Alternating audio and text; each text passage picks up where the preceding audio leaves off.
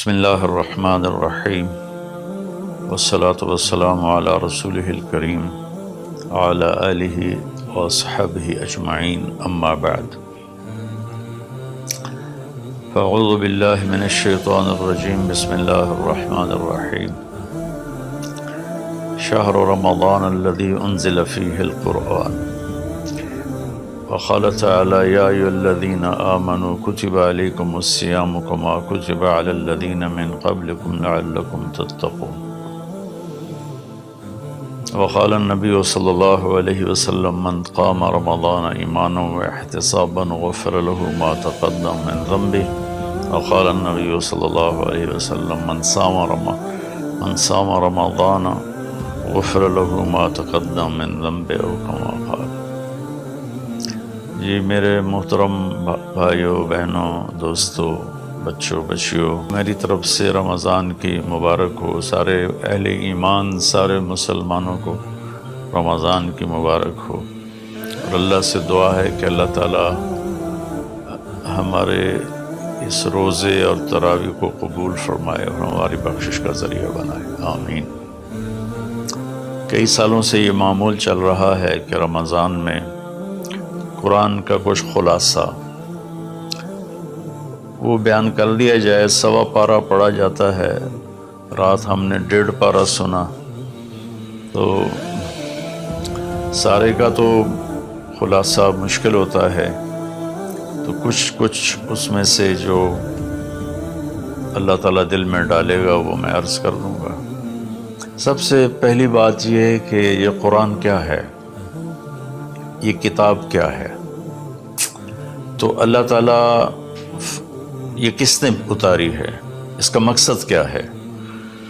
تو قرآن کا تعارف قرآن کی زبان سے، کہ قرآن خود اپنے بارے میں کیا کہتا ہے۔ تو پہلا سوال اٹھتا ہے یہ کس کی کتاب ہے، کہ کس نے لکھی ہے، کون مصنف ہے؟ تو اللہ تعالیٰ فرماتے ہیں سورہ شعراء میں وَإِنَّهُ لَتَنزِيلُ رَبِّ الْعَالَمِينَ، یہ پیغام ہے، یہ کتاب ہے، تھوڑی تھوڑی کر کے اتاری ہوئی، تنزیل تھوڑا تھوڑا کر کے اتارنا، انزال ایک ہی دفعہ اتارنا۔ رب العالمین، جو ساری کائنات کا مالک ہے اور لارڈ ہے اور بادشاہ ہے اور پالنے والا ہے۔ لفظ رب میں اللہ نے ایک خوبصورت اشارہ کیا ہے کہ میں تمہارا پالنے والا ہوں، تو جیسے تمہاری ماں تم سے پیار کرتی ہے اور تمہارے لیے ہر وقت آسائش پہنچانے کی کوشش کرتی ہے، ہر وقت راحت پہنچانے کی کوشش کرتی ہے، تکلیف سے بچانے کی کوشش کرتی ہے، تو یہ کتاب اس رب العالمین کی طرف سے ہے جو تمہارا پالنے والا ہے۔ وہ تمہارے لیے کبھی تکلیف نہیں چاہے گا، کبھی مشقت نہیں چاہے گا، میرے اس قانون پہ عمل کرنا تمہارے لیے سراسر فائدہ ہے، اور اس کو چھوڑ دینا تمہارے لیے سراسر نقصان ہے۔ لفظ رب میں یہ ایک پیغام اللہ تعالیٰ نے خاموش پیغام ہمیں دیا ہے۔ کس کی کتاب ہے؟ کہ رب العالمین۔ رب العالمین تو آسمانوں پر ہے، تو نیچے کون لایا؟ تو اس کا جواب ہے نزل بہ الروح الامین۔ اس کے لیے ایک مقدس فرشتہ آیا جو امانت دار ہے، کہ وہ جس طرح اللہ کی طرف سے وہ پیغام ملا اسی طرح اس کو لے کر نیچے آیا۔ امین کے لفظ نے حضرت جبریل کی ضمانت دی، اللہ کی طرف سے ضمانت، اور روح جو ہر آلائش سے پاک ہے، اور اللہ کا امر ہے قل الروح من امر ربی۔ تیسری بات، کس پر اترا ہے، کس کو یہ دیا گیا ہے کلام؟ علی قلبک، اے میرے محبوب یہ آپ کے رب کا کلام ہے، جبریل اس کو لایا ہے اور آپ کے دل کے اوپر اتارا ہے۔ پہلی 3 کتابیں لکھی ہوئی اتار دی گئیں بیک وقت، اس سے پہلے چھوٹی چھوٹی کتابیں جو آئیں ابراہیم علیہ السلام پر یا دوسرے انبیاء پر، ادریس علیہ السلام پر، وہ بھی لکھی ہوئی، یہ لکھا ہوا نہیں آیا، یہ ڈائریکٹ اللہ پاک کی زبان سے نکلا اور جبریل نے اس کو لیا اور اللہ کے نبی کے دل پر اتار دیا۔ اچھا، کس لیے آیا ہے؟ لِتَكُونَ مِنَ الْمُنذِرِينَ، یہ اس لیے آیا ہے کہ میرے محبوب آپ دنیا والوں کو بتا دیں کہ اچھائی کا انجام کیا ہے اور برائی کا انجام کیا ہے، اور اس کا نتیجہ ایک دن ظاہر ہونے والا ہے جو آخر بعد میں آئے گا، تو اس کے لیے تیاری کرو۔ منذرین صرف ڈرانے والے کو نہیں کہتے، جو پیار محبت سے کسی کو برائی کا انجام سمجھا رہا ہو، جیسے باپ کہتا ہے بیٹا یہ تو جوا نہ کھیلا کر، تو شراب نہ پیا کر، یہ تیرا نقصان ہو جائے گا، تیرا دین بھی جائے گا، تیری دنیا بھی جائے گی، اس کے سمجھانے میں ایک محبت ہوتی ہے، شدت اور سختی نہیں ہوتی۔ کس زبان میں آیا ہے؟ بلسان عربی مبین، یہ خوبصورت صاف ستھری عربی زبان میں آیا ہے۔ کائنات کی یہ وہ زبان ہے جسے اللہ نے اپنے لیے چنا۔ اللہ کا کلام عربی، میرے رسول عربی، میرے رسول کی زبان عربی، اور اہل جنت کی زبان بھی عربی۔ اللہ نے اس کو پسند کیا۔ یہ عجیب و غریب کلام ہے اور عجیب و غریب یہ لینگویج ہے۔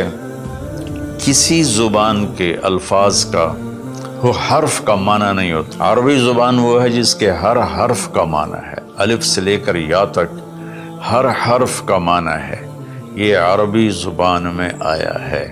اس میں ایک یہ اشارہ بھی ہے کہ اللہ تعالیٰ عربوں سے کہہ رہا ہے کہ تمہاری زبان میں بھیجا ہے، اس کو سمجھنے کے لیے تمہیں تو کوئی مشکل نہیں ہے، اور دوسرا ہماری طرف بھی اشارہ ہے کہ تم کسی بھی زبان سے تعلق رکھتے ہو تو کوشش کرو عربی سیکھو، تاکہ اللہ کے قرآن کو تم، پیغام کو تم سمجھ سکو۔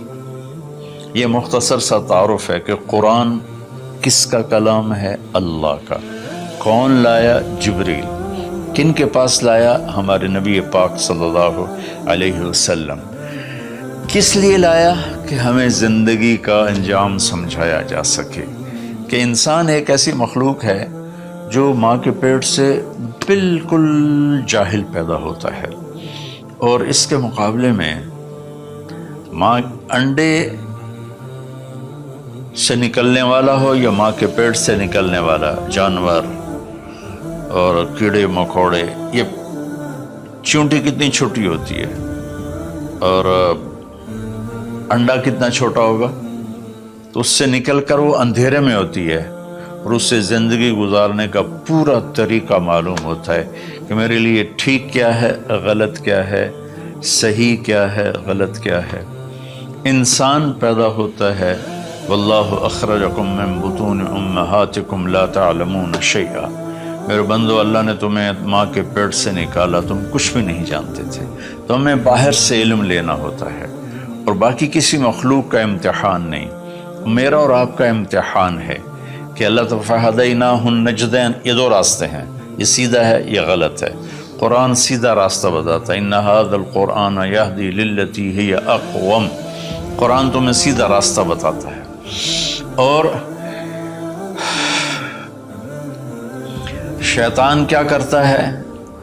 وہ ہمیں غلط راستہ بتاتا ہے، وہ ہمیں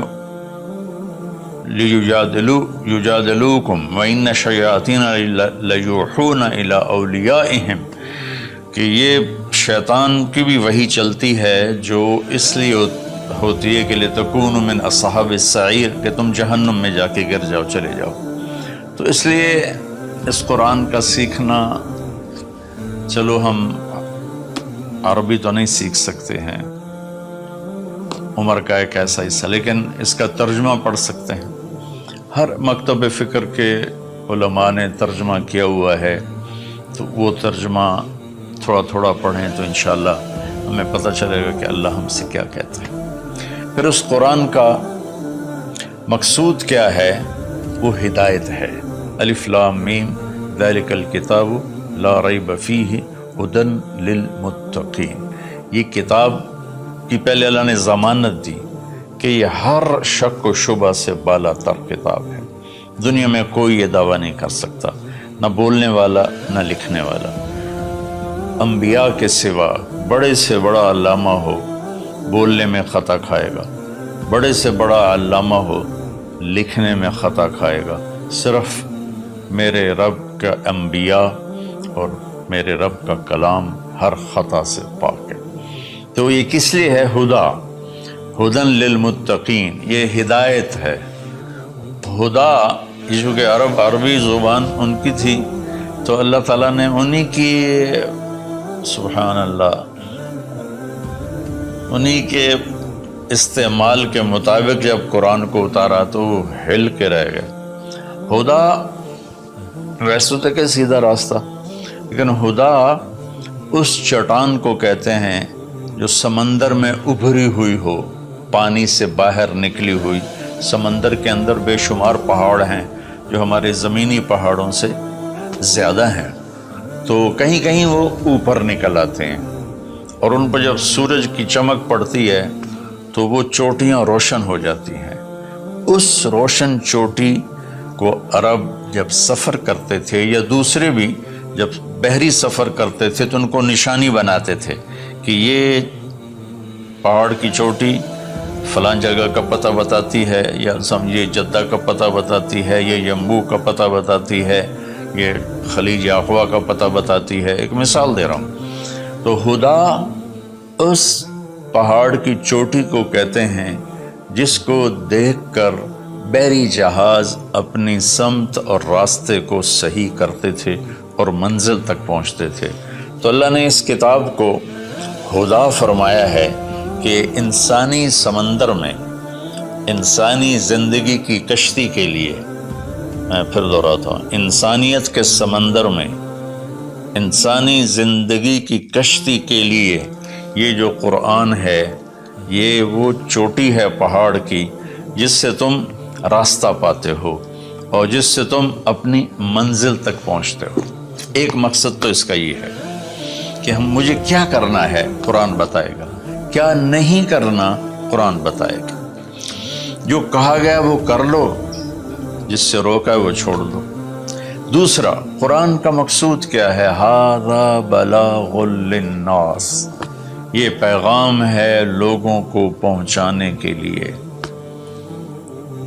جس کو امت آج بھلا چکی ہے۔ مدت ہوئی صیاد نے چھوڑا بھی تو کیا، تاب پرواز نہیں راہ چمن یاد نہیں۔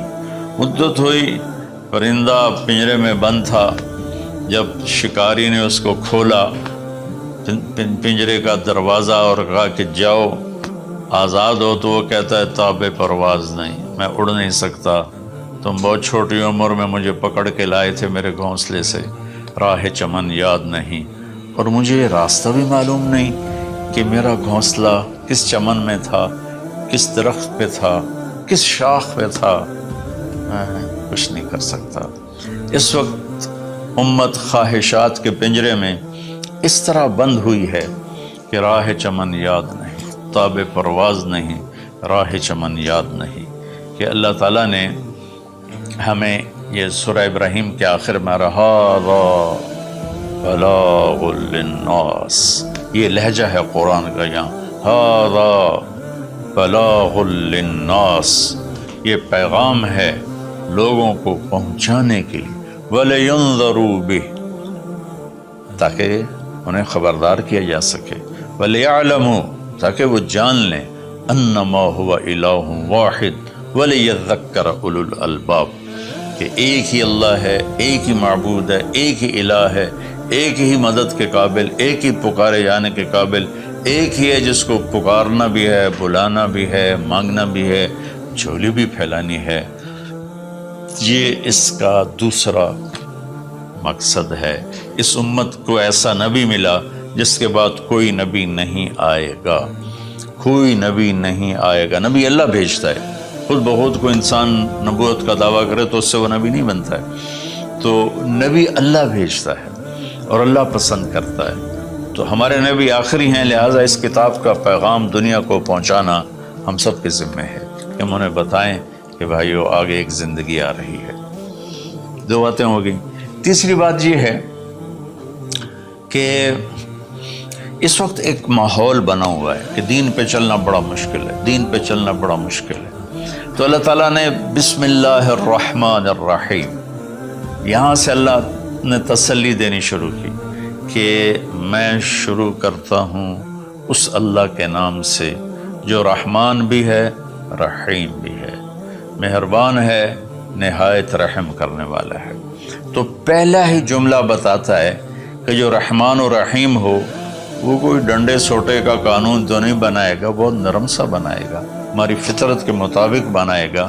بھوک کی حالت میں روٹی کھانا کون سا مشکل کام ہے، افطاری کے وقت کھانا کون سا مشکل کام ہے، ہر کوئی جھپٹنے پر تیار ہوتا ہے۔ پھر دوبارہ اللہ نے تسلی دی، الحمدللہ، سب تعریفیں اس اللہ کے لیے ہیں۔ حمد اور مدح یہ قرآن کے دو لفظ ہیں۔ حمد ہے وہ تعریف جس کے وہ لائق ہے، اور مدح میں خوش آمد ہے۔ آپ نے فرمایا یا معاذ ایاک والتمادح فإنہ الذبح، معاذ خوش آمد کرنے سے بچنا یہ ذبح کر دینے والی چیز ہے۔ تو اللہ تعالیٰ نے کہا سب تعریفیں تیرے اللہ کی، اور اللہ کے صفاتی نام 99 ترمذی شریف میں ہیں، لیکن وہ 99 نام صرف نہیں ہے، بلکہ جیسے اللہ اپنی ذات میں لامحدود ہے تو اس کی نام بھی لامحدود ہیں، لیکن ذاتی نام جو ہے وہ اللہ ہے۔ اللہ میرے بر صغیر میں خدا بولا جاتا ہے عام طور پہ، اہل علم بھی یہی بولتے ہیں، عام لوگ بھی یہی بولتے ہیں۔ میرا اس سے کوئی اختلاف نہیں ہے کہ یہ نہیں بولنا چاہیے۔ خدا فارسی کا لفظ ہے، پتہ نہیں کس نے یہ لفظ بنایا، خدا، وہ جسے کسی نے نہ بنایا ہو اسے خدا کہتے ہیں، لیکن اللہ نے اپنا نام بتایا کہ میرا نام اللہ ہے۔ تو ترجمہ لفظوں کا نہیں ہوتا، نام کا ترجمہ نہیں ہوتا، ترجمہ عبارات کا ہوتا ہے۔ میرا نام طارق جمیل ہے، اس کے الفاظ کا مطلب ہے کچھ، لیکن مجھے طارق جمیل کہہ کے پکارا جاتا ہے، اور طارق رات کو آنے والا، اور طارق کھٹکھٹانے والا، میں تو کوئی نہیں کھٹکھٹا رہا۔ مولانا خوبصورت، جمیل خوبصورت کو کہتے ہیں، نام کا ترجمہ نہیں ہوتا۔ اس لیے بہتر یہ ہے کہ اللہ کو صرف اللہ کے نام سے پکارا جائے، اللہ، سبحان اللہ، زبانی میٹھی ہو جاتی، اللہ۔ یہ کوئی حرام حلال کی بات نہیں کر رہا ہوں، افضل اور اولا کی بات کر رہا ہوں کہ جو نام اللہ نے اپنا کہا، اللہ، قرآن کو شروع اس سے کیا، ہمیں اللہ کہنا چاہیے۔ جو لفظ اللہ میں نور ہے وہ لفظ خدا میں ہے ہی نہیں، صرف اللہ کا حق، صرف اللہ کا حق۔ اور اللہ کے نام میں ایک عجیب صفت ہے، کسی بھی نام کا کوئی لفظ حرف نکالو تو مطلب بدل جاتا ہے۔ جیسے طارق، رات کو آنے والا، طرق، الف نکال دو، طرق، تو طرق کا مطلب ہے زمین پہ قدم مارنا، طریق سے طرق ہے۔ طریق ہوتا ہے زمین کی وہ جگہ جس پر پاؤں کی دھمک پڑتے پڑتے پڑتے پڑتے راستہ بن جائے، اس لیے اس کو طریق کہتے ہیں۔ تو توئے ہٹا دو تو ارق، بے قرار۔ جمیل کا جیم ہٹا دو تو میل بن گیا، میل بن گیا۔ یہ ہٹا دو تو جمل، اونٹ بن گیا۔ لفظ اللہ کی ایک خصوصیت ہے کہ اس کے ہر حرف کو ہٹا دو تو اشارہ اللہ کی طرف ہی ہوتا ہے، اللہ اللہ ہی ہے۔ الف ہٹا دو، للہ، تو اللہ کہتا ہے للہ ما فی السماوات و ما فی الارض، تو اشارہ اللہ کی طرف۔ اگلا لام ہٹا دو تو بچ جاتا ہے لہو، تو اللہ تعالیٰ کہتا ہے لہو ما فی السماوات و ما فی الارض۔ پچھلا لام ہٹا دو، الف کے بعد کا لام ہٹایا تو الہ بن گیا، اور آخری لام ہٹایا تو لہو بن، آخری لام ہٹایا تو الہ بنا، اور پہلا ہٹایا تو لہو بنا. تو میرا رب کہتا ہے اللہ، اچھا اللہ، الف ہٹا دو، للہ، اللہ، للہ ما فی السماوات و ما فی الارض. پھر لام بھی ہٹا دو، الف بھی ہٹا دیا، لام بھی ہٹا دیا، تو لہو ما فی السماوات و ما فی الارض. پھر آخری لام کو ہٹا کے پہلے لام کو بچا لیا تو وَهُوَ الَّذِي فِي السَّمَاءِ إِلَٰهٌ وَفِي الْأَرْضِ إِلَٰهٌ. اور پھر سب سے عجیب بات کہ سارے حرف ہٹا کر آخری ہے کی پیش کو باقی رکھو نا، تو وہ ہے اللہ لا الہ الا ہو، اللہ لا الہ الا ہو، هو اللہ الذی لا الہ الا ہو، قل هو اللہ احد، هو اللہ الذی لا الہ الا ہو. یہ لہو ما فی السماوات و ما فی الارض. تو اللہ تعالیٰ نے ہمیں تسلی دی کہ میں بہت بڑا ہوں. اچھا یہ اللہ، یہ جو تو قانون بھیج رہا ہے، تو قانون تو بڑے سخت ہوتے ہیں، تو اللہ کہتا رب العالمین، نہیں میں تمہاری ماں سے زیادہ پیار کرنے والا ہوں، میں تم پر ایسے ڈنڈے نہیں چلاؤں. لیکن میرا اللہ کہتا ہے کہ میرا بندہ، میں تیری ماں سے 70 گنا کا مطلب 70 نہیں ہوتا، لا محدود درجے میرا پیار ہے. پھر تسلی نہیں ہوتی، یا اللہ تو قرآن تو بھیج رہا ہے، پتہ نہیں ہم عمل کر سکیں گے کہ نہیں کر سکیں گے. تو پھر اللہ کہتا ہے الرحمن الرحیم. کیوں ڈر گئے ہو؟ کیوں قرآن کے مطابق دکان نہیں چلاتے، زندگی نہیں گزارتے، جاب نہیں کرتے، زراعت نہیں کرتے، تجارت نہیں کرتے، شادی نہیں کرتے، ساری چیزوں کو بنا لیں، تو کیوں ڈرتے ہو؟ رب العالمین پہلی گارنٹی، الرحمن الرحیم پہلے بسم اللہ سے. پھر دوسری گارنٹی اللہ، کہ میں اللہ ہوں، نفع نقصان کا مالک ہوں. پھر رب العالمین، تم پر مہربان ہوں، تمہارا پالنے والا ہوں. پھر الرحمن الرحیم کی دوبارہ تکرار ہے. کیوں ڈرتے ہو؟ رحمان بھی ہوں، رحیم بھی ہوں. اب اللہ نے جزا سزا کا بھی ایک رکھا نا، کہ بہت سے لوگ ہیں جو محبت کی بات جتنی بھی کرو وہ الٹا ہی سوچتے ہیں، تو اس کو دھمکانے کے لیے مالک یوم الدین. پھر یہ بھی یاد رکھنا کہ میرے لیے، میرے پاس جزا سزا کا بھی نظام ہے. اس کو اللہ تعالیٰ اتنے خوبصورت انداز میں بیان کرتا ہے کہ ہم تو چونکہ عرب نہیں ہیں، لیکن عربی کچھ پڑھی تھوڑی بہت، اللہ نے اس کا ذوق بھی دیا.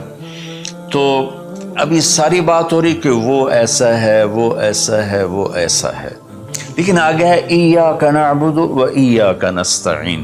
یا اللہ تیری ہی بندگی کرتے ہیں، تجھی سے مدد مانگتے ہیں. تو ایک دم جیسے اللہ سامنے آ گیا ہو، الحمدللہ رب العالمین الرحمن الرحیم.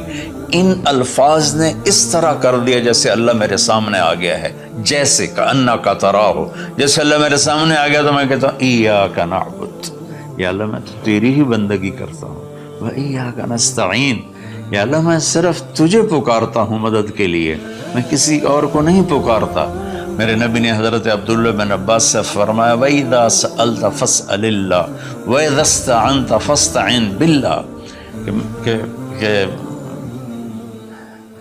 اے بچے، اے میرے یا غلام، اے میرے پیارے چچا زاد بھائی، تو ایسا جب تجھے پکارنا ہو تو اللہ کو پکارنا. مدد کے لیے صرف اللہ ہے جو آتا ہے، اللہ کے سوا کوئی مدد نہیں کر سکتا. یہ اسباب کی دنیا ہے، ایک دوسرے سے مدد لینا. تو میرے نبی نے قرضے اٹھائے، میرے نبی نے زرہ پہنی، میرے نبی نے تلوار اٹھائی، لیکن وہ کام جو براہ راست اللہ کے ہاتھ میں ہے، ان میں صرف اللہ کو پکارا جاتا ہے، ان میں صرف اللہ کو پکارا جاتا ہے. ایاک نعبد و ایاک نستعین. علماء فرماتے ہیں ساری آسمانی کتابوں کا خلاصہ قرآن ہے، اور قرآن کا خلاصہ سورۃ فاتحہ ہے، اور سورۃ فاتحہ کا خلاصہ ایاک نعبد و ایاک نستعین ہے. اے میرے اللہ، یا اللہ، یہ صرف اللہ کے ساتھ ہے اور کسی کے ساتھ نہیں ہے. تو پھر اللہ تبارک و تعالیٰ، چونکہ میں نے پہلے شروع میں کہا تھا کہ ہم زندگی گزارنے کا طریقہ نہیں جانتے، تو اللہ نے ہم سے یہ دعا ہم پہ فرض کر دی کہ تم نے یہ مانگنا ہے جو کہ تم اندھے ہو، جاہل ہو. کہو اہدنا کتنی ضروری ہے. اللہ کہتا ہے روٹی مانگو، پانی مانگو، بیوی مانگو، بچے مانگو، جی کپڑے مانگو، زمین مانگو، جائیداد مانگو، صحت مانگو، عزت مانگو، سب کچھ مانگو. لیکن ایک چیز اللہ نے فرض کر دی کہ میرے بندے اگر تو ہدایت کے بغیر مر گیا تو برباد ہو جائے گا، لہذا تم پہ واجب کرتا ہوں، فرض کرتا ہوں کہ اہدنا الصراط المستقیم. اہدنا پہلے میں بتا چکا ہوں کہ خدا یا اللہ وہ چٹان دکھا دے جس کو دیکھ کر میری زندگی کی راہیں صحیح جگہ تک مجھے پہنچائیں. خدا عرب اس کو سن کے ہل گئے تھے کہ وہ محاورہ سمجھتے تھے، ہم محاورہ نہیں سمجھتے، لیکن عرب کیوں ہل گئے تھے؟ کہتے کیا کمال ہے یار، یہ کیا آدمی کہاں سے بولتا ہے، کیا بولتا ہے. وہ تو ابو جہل سے پوچھا اخنس ابن شریک نے، سچ سچ بتا محمد جھوٹے ہیں کہ سچے ہیں؟ کہنے لگا اللہ کی قسم سچے ہیں، پر نہیں مانوں گا، میں بنو ہاشم سے مقابلہ کروں گا، نہیں مانوں گا، سچے ہیں. تو اہدنا یا اللہ وہ چٹان دکھا، وہ کیا، وہ قرآن ہے جس کو دیکھ کر میں تجھ تک پہنچ جاؤں. صراط سیدھے راستے کو کہتے ہیں، صراط جس پر کسی قسم کا کوئی کھڈا نہ ہو، جیسے موٹر وے. اب موٹر وے بنائے تو ہم لوگ اپنے گاؤں سے، ابھی میں گاؤں سے ہی بات کر رہا ہوں، ملتان کے لیے جانا ہو، لاہور، اسلام آباد، فیصل آباد، موٹر وے سے جاتے ہیں. صراط موٹر وے کو کہتے ہیں. المستقیم جس میں وہ نہ ہو، زیادہ موڑ نہ ہو بلکہ سیدھا ہو. الذین انعمت علیہم، نعم اس بوٹی کو کہتے ہیں جو سردی گرمی میں خشک نہیں ہوتی، سدا بہار سرسبز ہوتی ہے. تو نعمتاً یا اللہ وہ راستہ دے جس میں ہر چیز ملتی ہو، سبزہ بھی ہو، خوشیاں بھی ہوں، اور اس کے راستے میں کوئی سروس اسٹیشن بھی ہو، اور کھانے پینے کا سامان بھی ہو، کوئی بوفے بھی ہو، اور کوئی جو پیٹرول اسٹیشن بھی ہو. آج کی زبان میں کہہ رہا ہوں، یا اللہ وہ راستہ دے جو آباد ہو، جو سرسبز ہو. نعم کے اندر یہ معنی موجود ہے. غیر المغضوب علیہم ولا الضالین، پھر کہا آمین، زور سے کہو آمین. تو میرے رب نے فرمایا کہ یہ مانگو کہ مجھے سیدھی راہ دکھا. تو میرے بھائی بہنوں، حضرت علی رضی اللہ تعالیٰ عنہ علیہ السلام کا فرمان ہے کہ اگر میں سورۃ فاتحہ کی تفسیر کروں تو 70 اونٹوں پہ لا دی جائے گی. 7 آیات ہیں تو ہر آیت کے لیے 10 اونٹ. اور ایک دفعہ فرمایا کہ عشاء کی نماز پڑھ کے بیٹھے اور فرمایا کہ میں تمہیں بسم اللہ الرحمن الرحیم کی تشریح کر کے بتاتا ہوں، اس کا مطلب بتاتا ہوں. تو با سے شروع ہوئے، با صرف لفظ با سے شروع ہوئے، اور فجر کی اذان ہو گئی، با کی شرح چل رہی تھی. تو سورہ یعنی بقرہ، یہ سارے، اب ایک اور روایت ہے کہ سورہ بقرہ سارے قرآن کی سردار ہے، اور سورہ بقرہ کی سردار آیت الکرسی ہے جس میں اللہ اپنا تعارف کرواتا ہے. تو اس میں اللہ تعالیٰ نے شروع ہی میں ایک حکم دیا، یا ایھا الناس اعبدوا ربکم الذی خلقکم والذین من قبلکم لعلکم تتقون. اگر میں ساری سورہ بقرہ کا خلاصہ بتاؤں تو یہ آیت ہے کہ اے لوگو، یا ایھا الذین آمنوا نے کہا اے دنیا کے انسانوں، اس رب کی بندگی کرو جس نے تمہیں پیدا کیا، جس نے تمہیں بنایا، جس نے جعل الارض فراشا والسماء بناء، وہ رب جس نے تمہارے لیے زمین کا فرش بچھایا، آسمان کی چھت کو تمہارے اوپر جس نے تان کے رکھ دیا، اور ما لہا من فروج، کہیں سے وہ پھٹی ٹوٹی نہیں ہے. تو اس رب کے سامنے جھکو، اس رب کے سامنے جھکو. عبدہ اس بوٹی کو کہتے ہیں جو صحرا میں پیدا ہوتی ہے اور ہر وقت سرسبز رہتی ہے، اور اونٹ جب اس کو دیکھ لیتا ہے تو پھر وہ کسی جھاڑی کی طرف نہیں جاتا، سیدھا اس بوٹی کے اوپر جاتا ہے.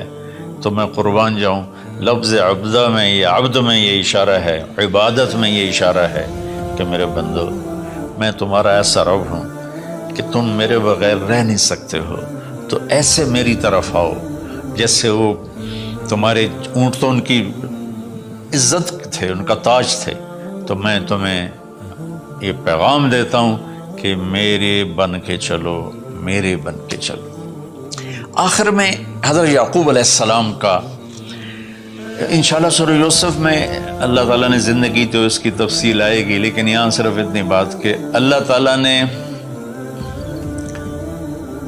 باپ کے روپ کیسا ہونا چاہیے، ایک باپ کو باپ کیسا ہونا چاہیے، اس میں جو یعقوب علیہ السلام کو فٹ کیا ہے اور کسی نبی کو فٹ نہیں کیا ہے، کہ یعقوب علیہ السلام نے اپنی اولاد جو نافرمان تھی ان کے ساتھ کس طرح زندگی گزاری، جو کھو گئے ان پر کیسے صبر کیا، اور جب وہ دنیا سے جانے لگے تو اس وقت کیا فکر کیا۔ تو مرنے والا کبھی کسی سوچ میں ہوتا ہے، کبھی کسی سوچ میں ہوتا ہے، تو یعقوب علیہ السلام نے فرمایا ما تعبدون من بعدی، دیکھو بیٹو میں جا رہا ہوں، میرے بعد کس کی عبادت کرو گے؟ تو انہوں نے کہا کہ ہم آپ کے رب کی اور ابراہیم کے رب کی، اسماعیل کے رب کی ہم عبادت کریں گے۔ تو والدین کے اوپر ذمہ ہے انہیں اپنے اللہ کا تعارف کرانا، اللہ کی پہچان کرانا، ڈنڈے سے نہیں، محبت سے، پیار سے، نصیحت سے۔ تو والدین پیار محبت سے اپنی اولاد کو اس پر لائیں۔ سورہ بقرہ اتنی لمبی سورت ہے کہ ابو علی رحمۃ اللہ علیہ بغداد میں 6 صدی کے عالم تھے، وہ سورہ بقرہ کو شروع کیا، اس کی شرح کرتے کرتے کرتے 32 سال گزر گئے اور وہ مر گئے، اور سورہ بقرہ وہ پوری نہیں کر سکے تھے۔ تو میں خلاصے کے طور پر اس میں سے یہ بتا رہا ہوں کہ ہم اپنے اللہ کو پہچانیں، اسی کو معبود بنائیں، اسی کو اپنی مدد، اسی کو اپنا مددگار بنائیں، اسی کی بندگی اور عبادت کریں۔ اور ایک چیز میں نے چن کے دکھائی کہ ایز والدین ہمیں اپنی اولاد کو کس حال میں چھوڑ کے جانا ہے، اور اس سے پہلے میں نے قرآن کا